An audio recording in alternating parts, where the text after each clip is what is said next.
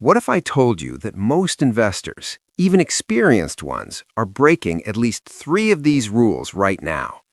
And what if those broken rules are quietly destroying their portfolio, not with one bad trade, but slowly, invisibly, over months and years? My name is Mano, and today I am going to share with you the 10 golden rules every investor must follow before buying a single stock. These are not theories. These are battle-tested principles used by the world's greatest investors, Warren Buffett, Peter Lynch, Charlie Munger, Benjamin Graham, and I am going to break them down for you in plain language so you can start using them today. If you stay until the end, rule number 10 is the one most people skip, and it is arguably the most powerful of all. Let's get into it. Welcome back to the channel. If you are new here, this channel is dedicated to helping everyday people build real, lasting wealth through smart investing. Make sure you hit that subscribe button and the notification bell so you never miss a video. Now, before we dive into the rules, I want to be clear about something. Investing is not gambling. Investing is not luck. Investing is a skill, and like any skill, it can be learned, it can be practiced, and it can be mastered. These 10 rules are the foundation of that skill. Think of them as your investor's constitution, the non-negotiable principles that guide every decision you make in the market. Ready? Let's go. Rule number 1. Never invest money you cannot afford to lose. Rule number 1 sounds simple, but you'd be shocked at how many people violate it every single day. Investing with money you need, for rent, for groceries, for emergencies, is one of the most dangerous mistakes a new investor can make. Why? Because it changes your psychology completely. When you invest money you cannot afford to lose, every market dip feels like a catastrophe. You panic sell at the worst moment. You make emotional decisions instead of rational ones. Warren Buffett has a rule inside a rule here. He says, rule number 1 is never lose money. Rule number 2 is never forget rule number 1. The way you protect yourself is by only investing your surplus capital, money that is truly yours to put to work. Build a 3 to 6 month emergency fund first. Pay off high-interest debt first. Then, and only then, invest. This rule keeps you in the game even when the market gets turbulent. Rule number 2. Understand what you are buying. Peter Lynch, one of the greatest fund managers of all time, had a famous saying, invest in what you know. Before you buy a single share of any company, you need to be able to answer these 3 questions without hesitation. First, what does this company actually do? Second, how does it make money? And third, why will it still be making money 5 to 10 years from now? If you cannot answer all 3 of those questions clearly, you have no business owning that stock. This rule eliminates the hype trap. People rush into stocks based on trending headlines, social media buzz, or a tip from a friend. They have no idea what the company actually does. Do your homework. Read the annual reports. Understand the business model. Know the industry. When you understand what you own, you can hold through volatility with confidence instead of fear. Rule number 3. Have a clear investment thesis. Every time you buy a stock, you need a clear thesis, a specific reason why you are buying it, and that thesis needs to be written down. Your thesis might sound like this: I am buying company XYZ because it dominates the cloud software space, has 40% profit margins, is growing revenue at 25% annually, and its stock is currently trading at a 20% discount to its fair value. That's a thesis. That's conviction. That's something you can revisit when the market drops and your emotions start screaming at you to sell. Without a thesis, you're just speculating, and speculation is not investing. It's gambling with extra steps.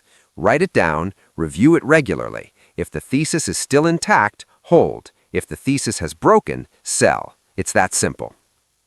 Rule number 4. Diversify, but don't over-diversify.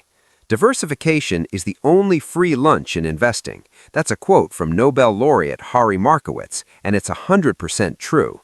Spreading your investments across different companies, sectors, and even asset classes reduces your risk without necessarily reducing your returns.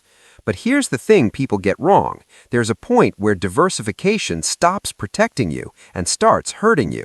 If you own 100 different stocks, you're not a smart investor. You're just buying the index at a higher cost with more complexity.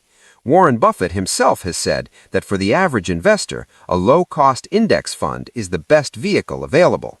If you want to pick individual stocks, keep your portfolio focused.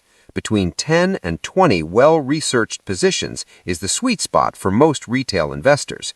Enough to protect you from catastrophic loss in any single stock. Few enough that your winners actually move the needle. Rule number 5. Never try to time the market. I want to tell you about the most dangerous words in investing. Here they are. I will wait for a better entry point. People say this and then they wait and wait and wait. Meanwhile, the market goes up 30% without them. There's a famous study by Charles Schwab that looked at what would have happened if an investor perfectly timed the market versus what would have happened if they just invested consistently every year regardless of market conditions. You know what they found? The difference in results was surprisingly small. But here's the most stunning finding. The person who did nothing, who just invested and forgot about it, massively outperformed the person who kept their money in cash, waiting for the perfect moment. Time in the market beats timing the market, every single time. The best strategy for most investors is dollar-cost averaging, investing a fixed amount at regular intervals, regardless of what the market is doing. This takes emotion out of the equation and lets compounding do its magic. Rule number 6. Think long-term, minimum 5 years. The stock market is a device for transferring money from the impatient to the patient.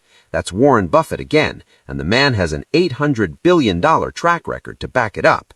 Short-term trading is a game dominated by algorithms, institutions, and professionals with resources far beyond what any individual investor has access to. Trying to compete with them on a daily or weekly basis is a losing battle. But long-term investing, that's where the individual investor has a massive advantage. Why? Because most institutional investors are measured on quarterly results. They can't afford to hold through a 2-year downturn, even if the long-term picture is incredibly bright. You can. When you invest with a 5, 10, or 20-year horizon, short-term volatility becomes irrelevant. A 20% market drop is not a disaster. It's a sale. It's an opportunity to buy great companies at discount prices. Change the way you think about time, and you change everything about how you invest. Rule number 7. Understand valuation. Don't overpay. Even the greatest company in the world can be a terrible investment if you pay too much for it. This is one of the most overlooked rules, especially during bull markets when everyone is excited and prices are going up. Investors forget to ask, is this stock actually worth what I am paying for it? Now, valuation is a deep topic, and we have a full dedicated video on this channel about it, but here's the basics you need to know. The price-to-earnings ratio, or PE ratio, tells you how much you are paying for every dollar of earnings a company produces. A PE of 15 means you are paying $15 for every dollar of annual profit. For context, the historical average PE of the S&P 500 is around 16. A company trading at a PE of 50 is either expected to grow explosively or it is dangerously overvalued. Other tools include the price-to-book ratio, the price-to-sales ratio, and discounted cash flow analysis. The key takeaway? Great business plus reasonable price equals great investment. Great business plus crazy price equals disaster. Benjamin Graham, the father of value investing, said it best. Price is what you pay. Value is what you get. Rule number 8. Manage your emotions. The market will test you. Let me be honest with you right now. This is the rule that separates the investors who build wealth from the investors who never quite get there. The stock market is one of the few places in the world where a sale, a drop in price, causes people to run away instead of running toward it. We are psychologically wired to panic when we see red numbers. It's not your fault. It's human nature. But if you act on that panic, you lock in your losses and miss the recovery. And historically, markets always recover. Here's what the data shows. If you invested $10,000 in the S&P 500 in 2000 and just held it through two major crashes, the dot-com bust and the 2008 financial crisis, you would significantly have more than $10,000 today. But if you panic sold at the bottom of either crash and missed just the 10 best trading days, your returns would be dramatically lower. The solution? Build rules before the market drops. Know your thesis, know your time horizon, have a written plan that you follow regardless of headlines, and when in doubt, do nothing. As Charlie Munger famously said, the big money is not in the buying and selling, but in the waiting. Rule number 9. Keep costs and taxes as low as possible. This rule doesn't get enough attention, but it can be worth hundreds of thousands of dollars over the course of your investing lifetime. Every dollar you pay in fees is a dollar that is not compounding for you. And over decades, that difference is massive. Let me give you a quick example. Suppose you invest $100,000 and earn an average return of 8% per year over 30 years. With zero fees, you end up with approximately $1,006,000. With a 1% annual management fee, you end up with approximately $761,000. That single 1% fee cost you over $245,000. That is the power and the danger of fees. What can you do about it?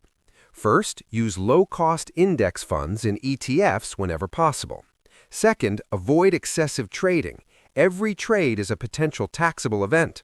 Third, take advantage of tax-advantaged accounts like IRAs and 401ks. Fourth, think carefully before selling appreciated assets in a taxable account. The difference between a great investor and an average investor is often not returns. It is what they keep after fees and taxes. Rule number 10. Never stop learning.